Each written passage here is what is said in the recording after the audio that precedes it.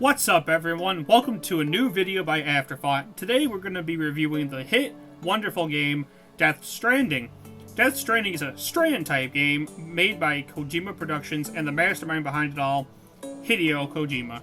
As usual, I will be focusing on the gameplay, the story, and some things that I liked and did not like about the game. So hold on to your seats and let's get ready to review Death Stranding. As a side note, this game is rated M, there will be spoilers, and I played this game on the PlayStation 4, not on the Steam version. So let's get back into this review. The main goal of Death Stranding is to deliver packages throughout the United States of America, which is led by your character's mother. Spoiler alert! And she has you go throughout the whole entire country to relink every single city back together. Along the way, you'll be a bunch of interesting and brand new characters, such as Sam's sister Amelie, Die Hard Man, Hartman, and many, many more as you journey to save America. Along the way, you'll find a bunch of different enemies as well, such as mules and the dreaded BTs. Those drive the biggest part of the story, and they are the ones that lead the most amount of character development and interaction. You'll understand as the gameplay goes on. The story itself is not that bad. I wish that the plot had made more sense though, and did not constantly throw a lot of characters at you. In addition to that, Death Stranding also throws a lot of the story at you, and does not leave a lot for it to be discovered. While I understand the narrative has to get going, it feels a little rushed, and the story unfortunately suffers as a result. There are good moments in the story, however. The game does commit to its characters, and does not let them down either. Each character has as much development as the plot demands it, and as a result, the character development becomes a vital part of the story. I do wish that Death Stranding introduced more about BTs in the beginning.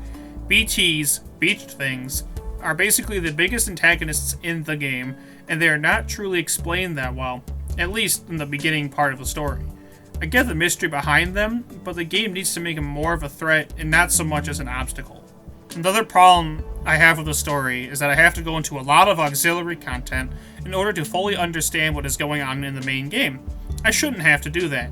There's a difference between understanding the hidden meanings and values and explaining what the story has to offer. If that was the case, the story honestly would be a lot easier to digest. Overall, I give the story a 3 out of 5. The story itself has a lot of potential, but there are a lot of complicated story mechanics and not everything gets truly explained. If that was the case, the game would just stop bogging you down and get right to it. There's too many complicated details in the background, and as a result, the story truly suffers. Now that we are going into the gameplay, I will try to explain it to the best of my ability. Well, why do I say it like that? Honestly, there's a lot that I could potentially cover in this game. Do I focus on the BTs or on the menu system? I could even go as far as to mentioning the building that I have to do in the game. Because honestly, there's so much to cover, but I'm going to narrow it down to the key points that I just mentioned. You know there's a problem when you see a BT. Why?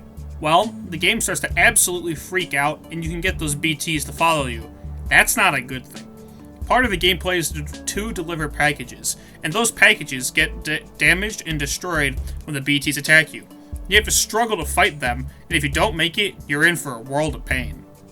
Another problem with the BT encounters is that you have a bridge baby, known as a BB. The problem with the BB is that it whines all the time when the BTs come close.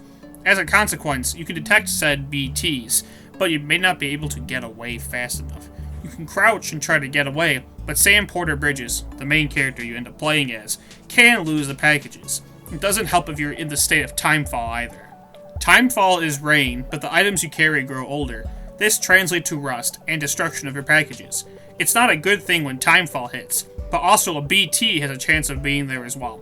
Together, those chances are a game-ruining moment unless you have a lot of patience. Moving on from that, I need to get into the menu system. It looks very complicated, but once you get the hang of it, it's not that bad. Unfortunately, as I mentioned before, a lot of the story and background info can be in said menus, which is not the best. You have the option of placing items on the back, side, and on the suit itself, or honestly, even on the ground so you can pick it up. The game is very smart in that the menu system is catered to your gameplay. If you want to have a lot of items on your back, which is a bad idea, you can do that. You'll have to deal with the weight and Sam shifting around the whole entire time while delivering said packages, but it's possible and you can do it. The menu system even lets you equip a very few amount of items for combat. If you are expecting a lot of combat, be prepared to be disappointed. The game does not give you a lot of combat options until later in the game, and they're really only useful for a variety of situations.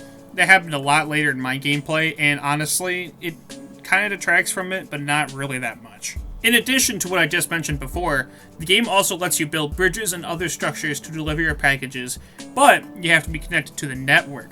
Each city in the United Cities of America can be connected to the network, which allows Sam to build new structures. It's a very brilliant concept, and it helps immerse the players without being frustrating. Overall, I give the gameplay a 4 out of 5. If it wasn't so complicated, and BTs were not such a pain, the gameplay would have been a 5 out of 5. The mechanics are brilliantly designed, and the game makes great use of them too. Honestly, Death Stranding is a fun game, but you really have to get into it first. If you can do that, you can see the brilliance in the game design and how much love, time, thought, and effort the designers put into the game in order to make it absolutely brilliant. Did you like this video? If so, like, comment, and subscribe to the channel for more content from Afterfought, and be sure to click the other links in the description below.